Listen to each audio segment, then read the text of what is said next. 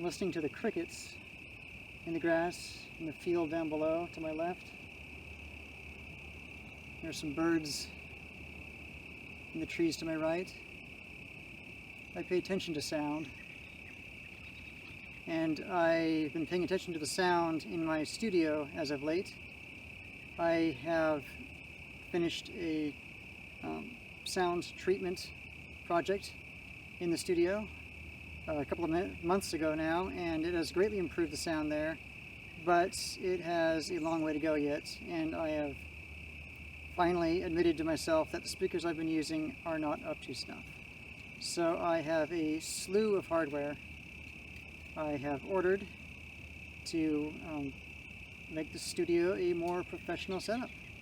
So I'm going to go back to the house.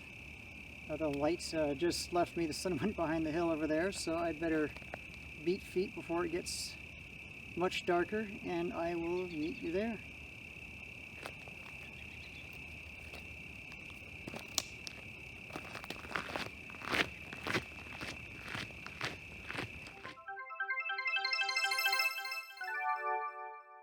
Looks like my desk has arrived, more or less in one piece, although there's a bit of wear and tear on it. Jeez, a little bit more than just a little bit of wear and tear. Let's get this in the house. Okay, maybe from the front then.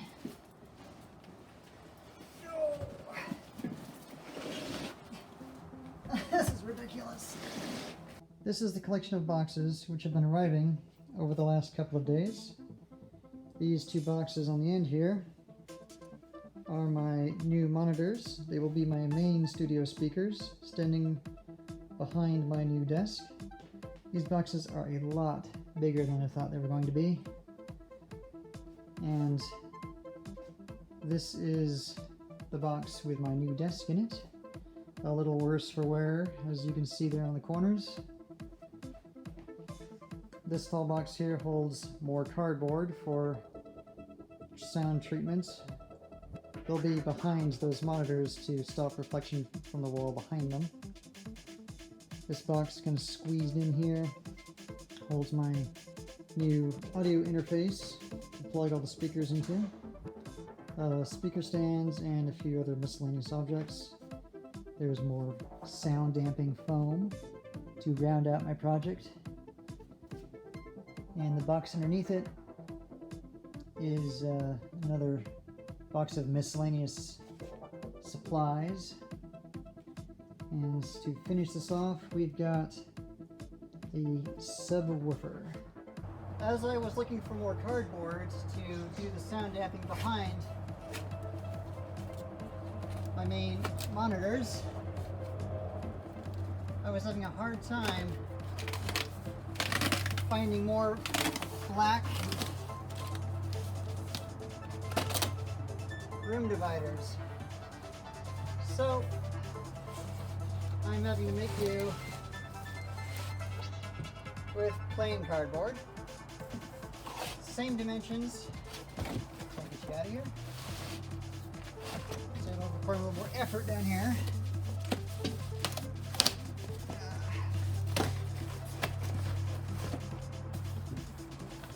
There we go. Same dimensions as the black ones, but obviously not painted. So, got some black spray paint. I'll be putting it on today and make my own black cardboard room dividers.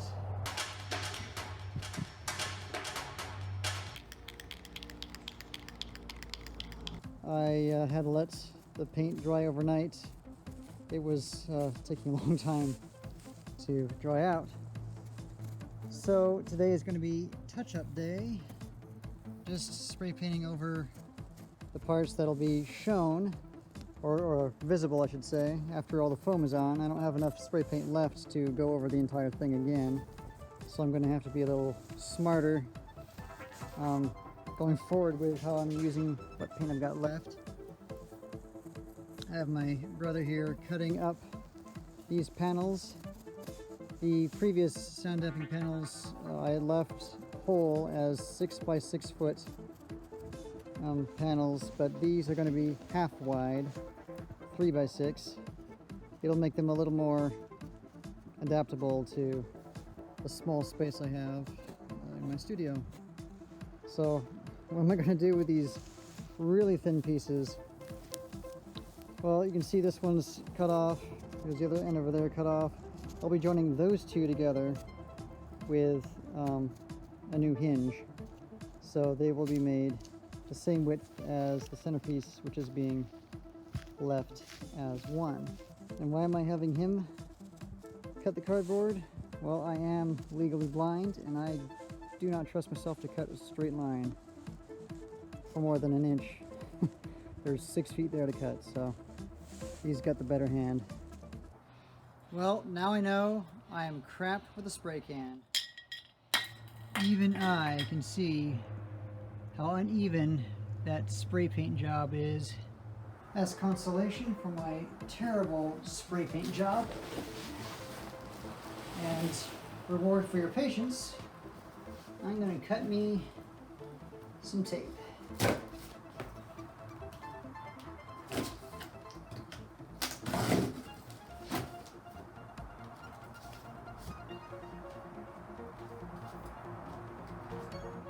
Now that I've got the important bits masked off, I can get on with rolling some paint.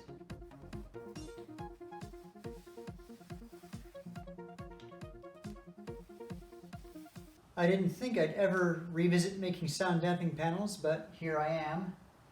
This time it'll be a little different. I'm making them half width, 3 feet across instead of 6 feet across. And I'll be beginning with these two panels. I'll be joining them with the Gorilla Tape hinges, and on the back side they'll have the outbowing hinge, so they'll have free range of motion.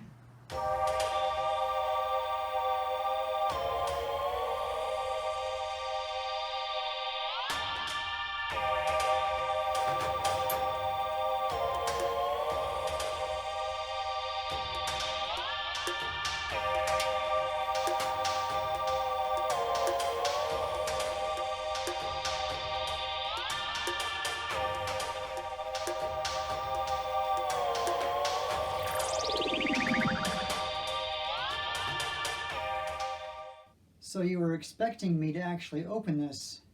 Well, I've dragged it into the studio, so let's do just that. This is a Mackie MRS-10 subwoofer with some paperwork, packing material. Let's get this up. Man.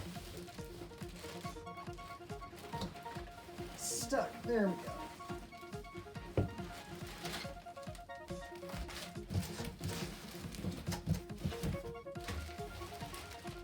So this is the beast. It's a studio monitor subwoofer, not the usual home theater subwoofer that most people think of when they hear subwoofer. So it's designed to reproduce low frequencies with as much fidelity as possible. Unlike a home theater subwoofer, which is designed to create a really low bass in a subjectively pleasing manner. This is designed to tell it like it is, so I know exactly what I'm doing. It weighs a little over 33 pounds, and it feels like it. Looks pretty slick. You can see it's got a pretty large diaphragm woofer there. That's a 10-inch woofer. It's got little sound damping feet. And on the back, here's your bass response port there to allow it to get as low as possible. And volume knob, some trim knobs to enhance its performance depending on the room you have it in, and a whole lot of inputs and outputs, which are not your consumer type inputs and outputs. Looks like a 3-pin XLR and 1/4-inch jacks, which forced me to have to buy those cables too, but it will be worth it. So this will be sitting between my two monitor speakers, and they'll be plugged into this, and this will be plugged into my audio interface, which will go into my computer. I'm in the outbuilding and I need something from the loft. It's leftover material from the last studio upgrade. Sound damping foam. It's all painted, it's all taped. Now it's time for the foam. It'll be in the same pattern as before, with more foam up at ear level. I have some foam from the last time around, and I have some new foam to finish the job. It's been 2 days since I opened this bag, and my first reaction, it wasn't caught on camera. My second reaction was to return it, but I decided to think on it. I live out in the middle of nowhere, and it is a pain in the butt not being able to drive to return items, so I decided to see if I could make lemonade out of these lemons. What I'm talking about is this. Well, this is what I use. This is 2-inch thick foam tiles. They do a pretty good job at damping sound energy. I've used these on all of my other sound damping panels. What I got was a package of these. Half the thickness, not what I wanted, but thinking upon it, I think I will use these after all, because these sound panels are half the width of the previous ones and are, as a result, not as stable. They don't like to stand up quite as well. So I figured half the thickness, half the weight. I'll use both of them. I have enough of these left over from the last project in that black bag I showed earlier to put on the bottom of these guys, and I'll be using these on the rest of them.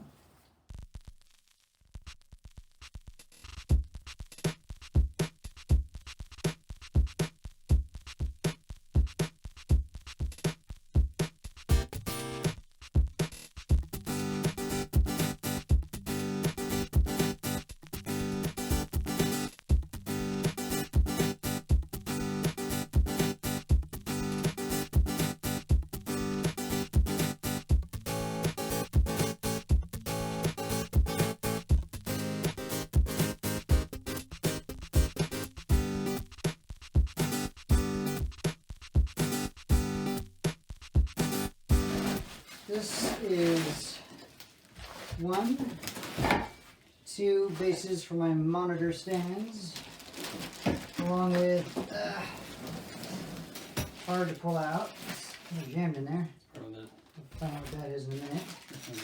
Hardware and the poles. These will be for my studio monitors, which will be behind my desk. Got to put these together and put them up before we can assemble the desk, so we know where to place the thing.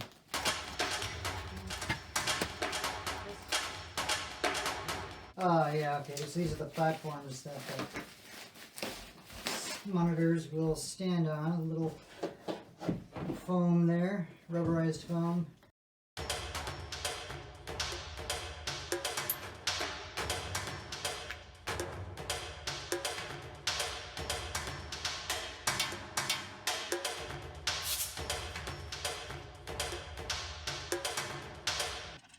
This is the desk box we're opening.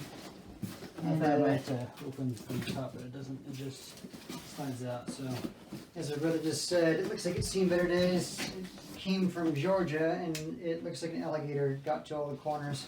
And that's an interesting looking leg. Let's It's an N or maybe a Z. Probably a Z. I guess that's nice. I'm using for keyboard, yeah. Yep. Finally, some paper.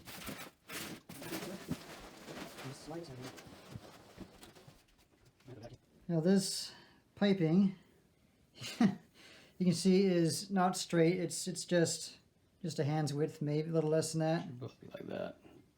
And yeah, there should be parallel all the way across. Like that side. Like this side, you can see how much space. You got another 2 fingers there. So 1 face, 0 faces. At some point, this box got smashed up against something really hard, or it dropped, and this rail got bent. So we'll see how it goes together. But if this isn't going to work, then my brother might try some drastic measures to straighten that out. There's that drastic measure. I'm of course not safe around open flames like that, so he's taking it upon himself to heat up that rod and see if you can get it straight enough. Gosh, you're on fire. Straight enough to be used in the desk. This is ridiculous.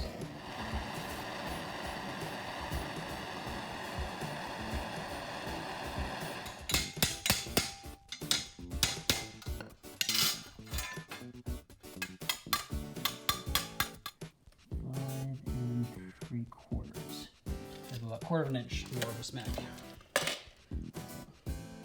Had to warn you. Shame on me. Hey, for all you at home, make sure you wear safety glasses. My bad. He's been welding with them on his head, but not on his eyes. On my forehead, but not on my eyes. Yes, note to self.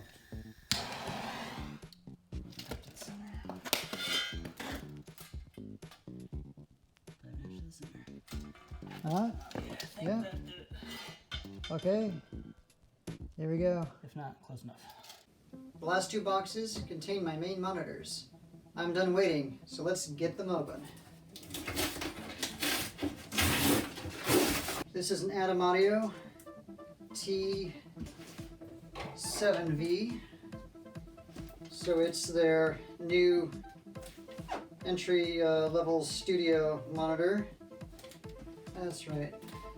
Safety first. Cut toward you. No, cut away from you.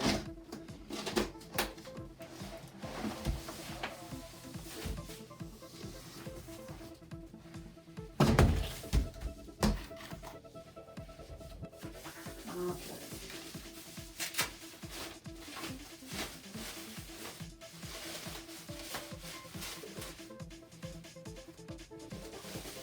And you get a beautiful view of its rear end. Hold on. Get all this wrap in here.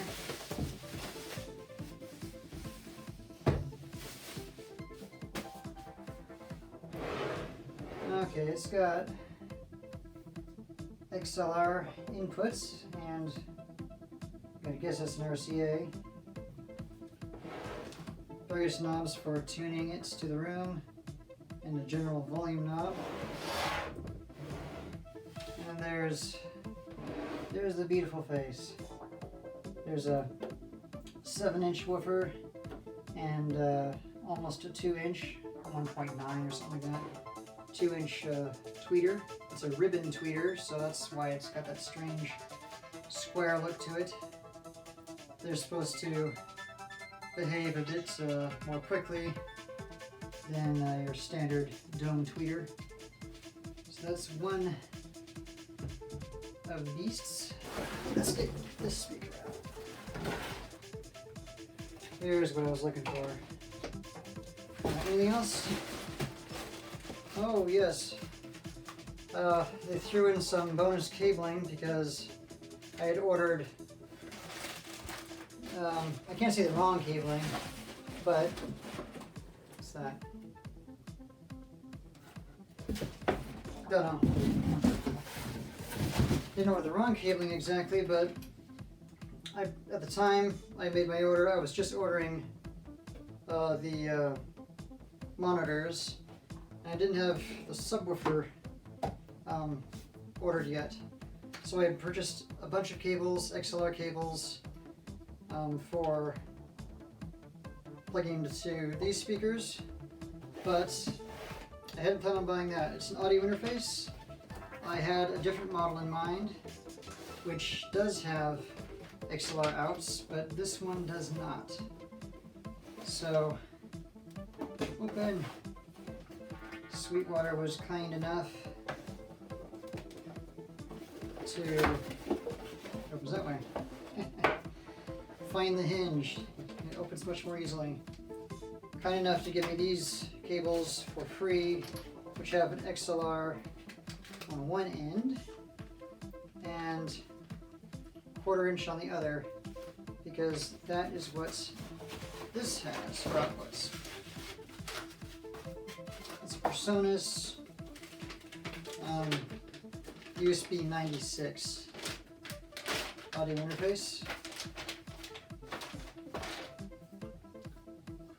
And I was kind of sold on this because the sales technician, the sales engineer, they're all audio engineers as well as sales people. There's the USB port, that's nice.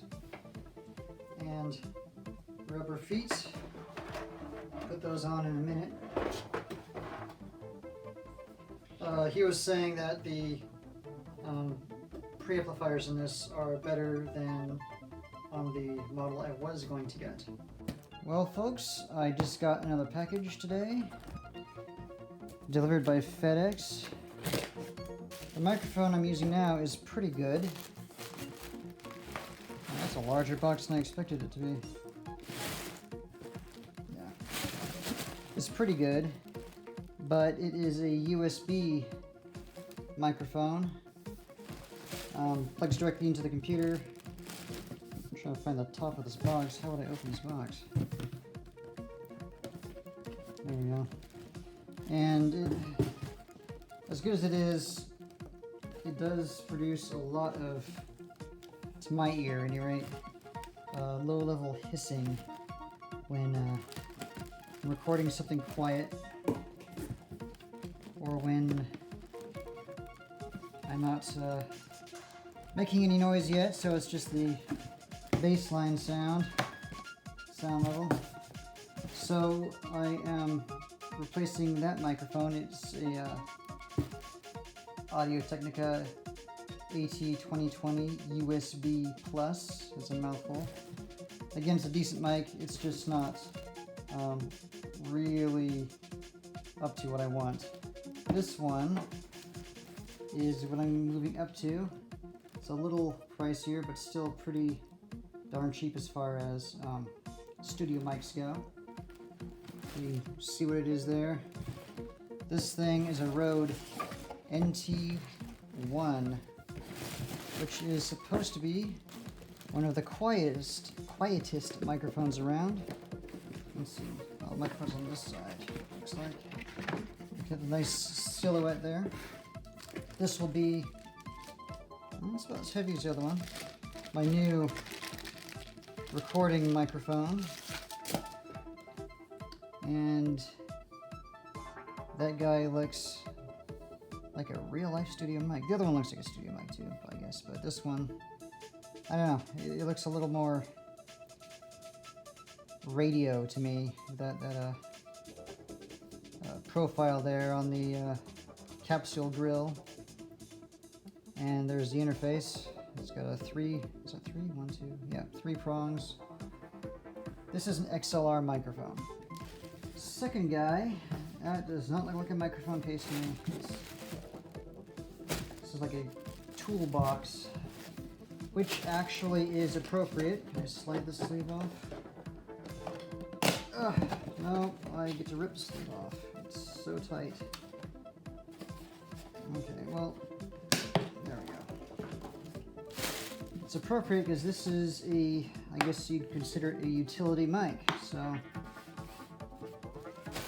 utility box for utility mic. Oh, nice eggshell padding. This microphone looks like it's a shotgun style mic, which is interesting because this is an omnidirectional. The other one was unidirectional. It's only supposed to be picking up sound in one direction using a cardioid pattern. So it tries to isolate just what's recording from all the ambient noise around. This one is an omnidirectional mic, and its purpose is to measure with a fair degree of accuracy the frequency, well, that's how I'm going to use it, the frequency content of sound. It's actually supposed to be a pretty decent mic in its own right. Through video editing, we move into the future and into the upgraded studio. It looks quite a bit different from how it used to. The space has been opened up to the back of the room with the sound damping panels on either side to mitigate sound reflections while leaving some live wall exposed. I moved my seating position back to better distance myself from all of my speakers. Speaking of which, they are now all on stands with sound isolation, except the center channel. It's on a tripod because it needed to straddle where the studio subwoofer is, and the surround system subwoofer is tucked in behind that. I've got my computer tucked in under my desk on the right side, keyboard on the left, and my interface and sound controls are all on the keyboard tray down below. Left here is the sound interface with the microphone input, MIDI input in the back. Here's the surround system controls and independent headphone for that. And on the right side, I've got my microphone on its boom arm there and my headphones. Job done.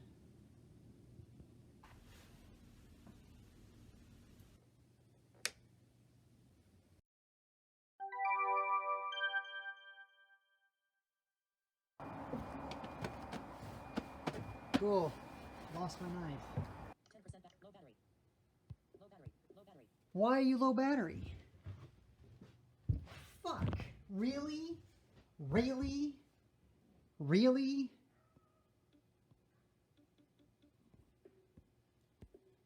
Really?